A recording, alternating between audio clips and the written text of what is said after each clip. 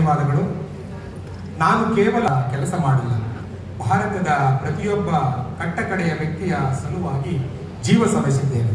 ಸಂಶಯವಿದ್ದರೆ ಹೋಗಿ ಸಂವಿಧಾನವನ್ನ ಓದಿಕೊಳ್ಳಿ ಎಂಬ ಅಂಬೇಡ್ಕರ್ ಅವರ ಮಾತುಗಳನ್ನು ನೆನಪು ಮಾಡಿಕೊಳ್ಳುತ್ತಾ, ವೃತ್ತಿಯಲ್ಲಿ ಇಂಜಿನಿಯರ್ ಆಗಿರುವ ಶಂಕರ್ ದೇವನೂರ ಅವರು ಮೈಸೂರಿನ ಪ್ರಮುಖ ಶಿಕ್ಷಣ ತಜ್ಞರು, ಚಿಂತಕರು ಮತ್ತು ಶರಣತತ್ವ ಪ್ರಚಾರಕರು.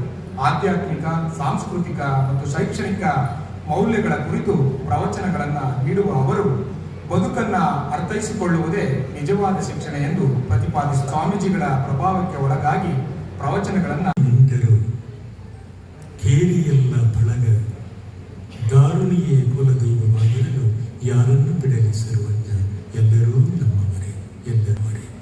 ಈ 3 ವರ್ಷಗಳ ಹಿಂದೆ ತಮಿಳುನಾಡಿನ ಪ್ರಾಚೀನ ಕವಿ ಕನಿಯನ್ ಬೋಗುಡನ್ನ ಇದನ್ನು ಹೇಳ್ತಾರೆ.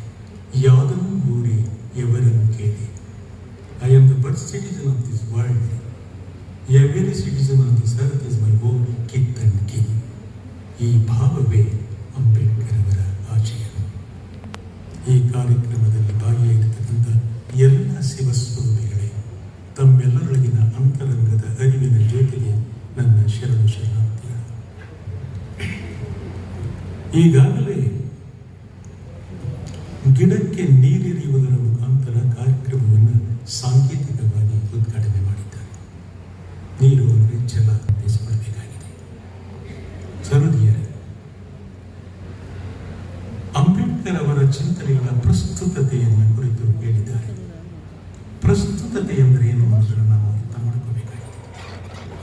ಯಾವುದೇ ಒಬ್ಬ ದೊಡ್ಡ ಸಾಧಕ, ದೊಡ್ಡ ಸಂತ, ಮಹಾನ್ ನಾಯಕ, ಆತನ ಸಾಧನೆಗಳು, ಆತನ ಚಿಂತನೆಗಳು, ಆತನ ಕ್ರಿಯಾಶೀಲತೆಗಳು ಆ ಚಾರಿತ್ರಿಕ ಸಂದರ್ಭಕ್ಕೆ ಅನುಗುಣವಾಗಿ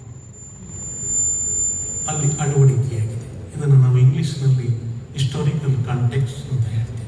ಚಾರಿತ್ರಿಕ ಸಂದರ್ಭಗಳು, ಆ ಚಾರಿತ್ರಿಕ ಸಂಬಂಧಗಳ ಚಿಂತನೆಗಳು ಈ ಇವತ್ತಿನ ಸಮಕಾಲೀನ ಚಿಂತನೆಗಳಿಗೆ, ಸಮಕಾಲೀನ ಸಮಸ್ಯೆಗಳಿಗೆ ಅವು ಪರಿಹಾರವನ್ನು ಕೊಡ್ತಾ ಇದ್ದರೆ ಅವು ಪ್ರಸ್ತುತ ಚಿಂತನೆಗಳು ಅಂತ ನಾವು ಕರಿತೇವೆ. ಅಂಬೇಡ್ಕರ್ ಅವರ ಎಲ್ಲ ಚಿಂತನೆಗಳು ಇವತ್ತಿನ ಸಮಸ್ಯೆಗಳಿಗೆ ಪರಿಹಾರ. ಅದಕ್ಕೆ ಅವರು ಪ್ರಸ್ತುತತೆ. ಪ್ರಸ್ತುತತೆ ಅಂದರೆ ಏನು ಅಲ್ಲ, ಯಾವುದೇ ಒಬ್ಬ ವ್ಯಕ್ತಿ, ಯಾವುದೇ ಒಂದು ಸಮಾಜ ತಾನು ಅಪೇಕ್ಷಿಸುವಂತ ಒಂದು ವರ್ತಮಾನದ ಸಂಬಂಧ ಇದೆಯಲ್ಲ, ಇದನ್ನು ನಾವು ಪ್ರಸ್ತುತತೆ ಅಂತ ಕರೀತೇವೆ. ಹಾಗಾಗಿ ಈ ಜಗತ್ತಿನ ಶ್ರೇಷ್ಠ ದಾರ್ಶನಿಕ ಅಂಬೇಡ್ಕರ್ ಅವರ ಚಿಂತನೆಗಳು ಇವತ್ತಿಗೂ ಕೂಡ ಪ್ರಸ್ತುತತೆ. ಅಂಬೇಡ್ಕರ್ ಕೇವಲ ವ್ಯಕ್ತಿಯಲ್ಲ. ಅಂಬೇಡ್ಕರ್ ಅಂದರೆ ನನ್ನ ದೃಷ್ಟಿಯಲ್ಲಿ ಮಾನವ ಚೈತನ್ಯದ ಅನಂತ ಸಾಧ್ಯತೆಗಳ ಪ್ರತಿಮಾ ರೂಪ ಅಂಬೇಡ್ಕರ್. ಇದನ್ನು ಅರ್ಥ ಮಾಡ್ಕೋಬೇಕಾಗಿದೆ. ಅಂಬೇಡ್ಕರ್ ಅವರನ್ನು ನಾವು ಸರಿಯಾಗಿ ಗ್ರಹಿಸಬೇಕು ಅಂದರೆ ನಾವು ಸ್ವತಂತ್ರ ಪೂರ್ವದ ಸಂದರ್ಭಗಳನ್ನು ಅವಲೋಕನ ಮಾಡಿಕೊಳ್ಬೇಕಾಗಿದೆ. ಇದನ್ನು ಅಂಬೇಡ್ಕರ್ ಅವರು ಹೇಳ್ತಾರೆ, ಇತಿಹಾಸವನ್ನು ಮರೆತವರು ಇತಿಹಾಸವನ್ನು ನಿರ್ಮಿಸುವುದಕ್ಕೆ ಸಾಧ್ಯ ಇಲ್ಲ.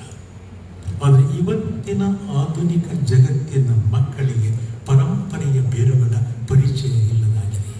ಅದಕ್ಕೆ ಇಷ್ಟೊಂದು ತಲ್ಲನ, ಇಷ್ಟೊಂದು ತಾಗಲಾಟ. ಅಂಬೇಡ್ಕರ್ ಏನು ಹೇಳುವುದು ಅಂದರೆ, ಪ್ರತಿಯೊಬ್ಬ ವ್ಯಕ್ತಿ ಮನುಷ್ಯನಾಗಬೇಕು ಅಂದರೆ 3 ಪ್ರಜ್ಞೆಗಳನ್ನು ಅವರು ಒಳಗೊಳ್ಳಬೇಕಾಗ್ತದೆ. ಒಂದು ಪರಂಪರೆಯ ಪ್ರಜ್ಞೆ. ಇದನ್ನು 12ನೇ ಶತಮಾನದಲ್ಲಿ ಅಲ್ಲವ, ಯಾವುದನ್ನು ತಿರಸ್ಕರಿಸ್ತೇನೆ, ಯಾವುದನ್ನು ಪುರಸ್ಕರಿಸ್ತೇನೆ, ನಿಶ್ಚಿಂತನಾಗಿ ನಿರಾಮಯನಾಗಿ ಜಗವ ಸುತ್ತಿದ ಜಿಂಗಮ ಅಲ್ಲವ. ಆ ಅಲ್ಲವ ಹೇಳ್ತಾನೆ, ಹಿಂದನ ಹೆಜ್ಜೆಯ ನೋಡಿ ಕಂಡಲ್ಲದೆ ನಿಂದ ಹೆಜ್ಜೆಯ ಅರಿಯಲಾಗದು. ಪರಂಪರೆಯ ಬೇರುಗಳ ಪರಿಚಯ ಇಲ್ಲದೆ ನೀವು ವರ್ತಮಾನವನ್ನು ಗ್ರಹಿಸೋದಕ್ಕೆ ಸಾಧ್ಯ ಇಲ್ಲ. ಈ ಮಾತು ಅಂಬೇಡ್ಕರ್ ಅವರು ಹೇಳುವಂಥದ್ದು. ನಮಗೆ ಪರಂಪರೆಯ ಪ್ರಜ್ಞೆ ಇಲ್ಲ ಅಂದರೆ ನಾವು ಏನನ್ನು ಕಲಿತಿಲ್ಲ ಅಂತ ಅರ್ಥ. ನಮಗೆ ಪ್ರಗತಿಯ ಪ್ರಜ್ಞೆ ಇಲ್ಲ ಅಂದರೆ ನಾವು ಏನು ಬೆಳೆದಿಲ್ಲ ಅಂತ. ನಮಗೆ ಸಮಕಾಲೀನ ಪ್ರಜ್ಞೆ ಇಲ್ಲ ಅಂದರೆ ನಾವು ಬದುಕಿಲ್ಲ ಅಂತ. ಈ 3 ಪ್ರಜ್ಞೆಗಳು ಇಲ್ಲ ಅಂದರೆ ನಾವು ಮನುಷ್ಯರಾಗಿಲ್ಲ ಅನ್ನುವುದನ್ನು ಅಂಬೇಡ್ಕರ್ ಹೇಳ್ತಾರೆ. ಇದು ಇವತ್ತಿಗೆ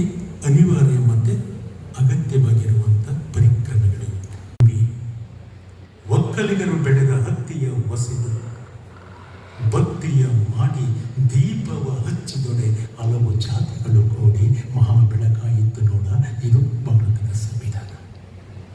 ಭಾರತದ ಸಂವಿಧಾನ ಬಹುತ್ವದ ನೆಲೆ, ಬಹುತ್ವ ಭಾರತದ ಹೃದಯ.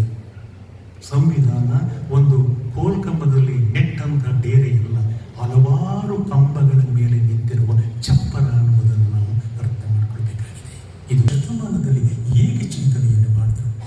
ನಿಮ್ಮ ಕೈಗಳಲ್ಲಿ, ಯುವಕರಿದ್ದೀರಿ, ನಿಮ್ಮ ಕೈಗಳಲ್ಲಿ ನಿಮ್ಮ ಬೈಕ್ಗಳು, ನಿಮ್ಮ ಮೊಬೈಲ್ಗಳು ವಿಜೃಂಭಿಸದೇ ಇರಲಿ. ನಿಮಗೆ ಪುಸ್ತಕಗಳು, ವಚನಗಳು, ಅಂಬೇಡ್ಕರ್ ಅವರ ವಿಚಾರಧಾರೆಗಳು ನಿಮಗಾದಾಗ ಬದುಕು ಆಸನಾಗಿದೆ. ಹೌದಾ? ಏನು ಆ ವಚನ? ಜಾತಿ ವಿಜಾತಿಗಳು ನೀರು ಕುಡಿಯಲು ಹೋದರೆ ಸುಡು ಹೋಗೆಂದು ನುಗ್ಗಿದ್ದೆ ಆ ಜಲ. ಎಷ್ಟು ಸಾಧ್ಯ? ಜಾತಿ ವಿಜಾತಿಗಳು, ನಾನು ಕಟ್ಟ ಕಡೆಯ, ನೀನು ಉನ್ನತ ಜಾತಿ ಅಂತ ಒಂದು ಕೆರೆಗೆ ನೀರು ಕುಡಿಯಲು ಹೋದರೆ ಆ ಜಲ ಸುಡು ಅಂತ ಹೇಳಿ ಅಸ್ಪೃಶ್ಯನನ್ನು ನಿರಾಕರಿಸ್ತಿಲ್ಲ, ತತ್ಸನದ ಭಾವನೆಯನ್ನು ಅಭಿವ್ಯಕ್ತಿಸ್ತಿಲ್ಲ. ಜಾತಿ ವಿಜಾತಿಗಳು ನೀರು ಕುಡಿಯಲು ಹೋದರೆ ಸುಡು ಹೋಗೆಂದು ನುಗ್ಗಿದ್ದೆ ಆ ಜಲ. ಆ ಜಲದಂತಾಗಬಾರದು